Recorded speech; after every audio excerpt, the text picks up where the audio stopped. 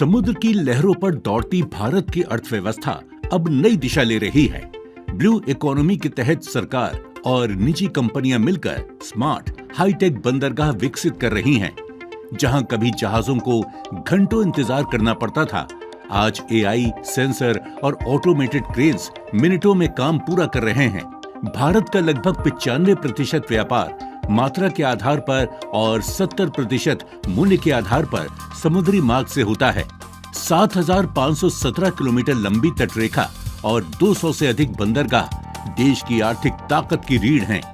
Blue economy अब सिर्फ व्यापार नहीं, रोजगार, तटीय विकास और हरित ऊर्जा को भी नई रफ्तार दे रही है। Our port capacity more than double in the last 10 years. Our vessel turnaround time reduced by 50%. Our seafarer grew by almost 200%. Our coastal cargo movement doubled during the last decades. Gujarat के कच्छ जिले में स्थित मुंद्रा पोर्ट भारत का सबसे बड़ा निजी वाणिज्यिक बंदरगाह है, जो आधुनिक पोर्ट डेवलपमेंट का बेहतरीन उदाहरण है। डीप ड्राफ्ट सुविधा, अत्याधुनिक टर्मिनल और स्वचालित लॉजिस्टिक्स के साथ ये वैश्विक व्यापार का प्रमुख हब बन चुका है, जो भारत की ब्लू इकोनॉमी और निर्यात क्षमता को नई गति देता है। देश के अन्य बंदरगाह भी अब टेक्नोलॉजी से ट्रांसफॉर्म हो रहे हैं, जिससे व्यापार और लॉजिस्टिक्स को नई रफ्तार मिली है। साधारण तट हाईटेक लॉजिस्टिक हब बन चुके हैं। कंट्रोल रूम से real time monitoring, automated cranes, drone और डिजिटल ट्रैकिंग के जरिए सुरक्षा और दक्षता कई गुना बढ़ गई है। Until few years back, this industry was run by rule of thumb. If there is this much cranes, this much trucks, this much people, and so on.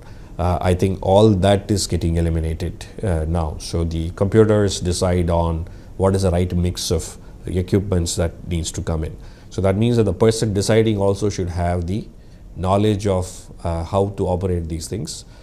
So yes, so that also makes us think about the kind of people that we would want to employ. So younger people who are knowledgeable in some of these things, with some sort of experienced people. It's a balance that we have, but in the future it will be a little more younger, and that is how it is going to be. पिछले एक दशक में भारत का समुद्री क्षेत्र जबरदस्त transformation से गुजरा है। अब ये सिर्फ बंदरगाहों की कहानी नहीं, बल्कि इकोनॉमिक कनेक्टिविटी और लॉजिस्टिक्स पावर की नई पहचान है। मेजर पोर्ट्स ने अपनी क्षमता और कामकाज को इंटरनेशनल स्टैंडर्ड तक अपग्रेड किया है, जिससे देश के अंदर व्यापार की रफ्तार तेज हुई है और दुनिया में भारत की साख और मजबूत हुई है।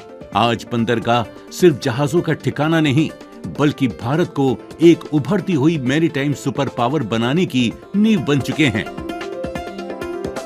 हमें 3 सोर्सेज से इंफॉर्मेशन मिलती है जहाज के बारे में। पहला है आपका रेडार से हम इंफॉर्मेशन लेते हैं।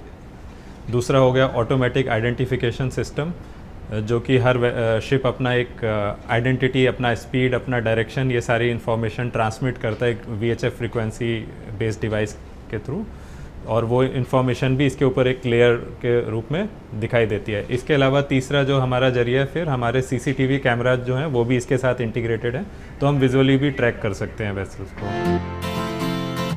भारत की ब्लू इकोनॉमी अब सिर्फ संभावनाओं की नहीं, बल्कि प्रदर्शन की कहानी है।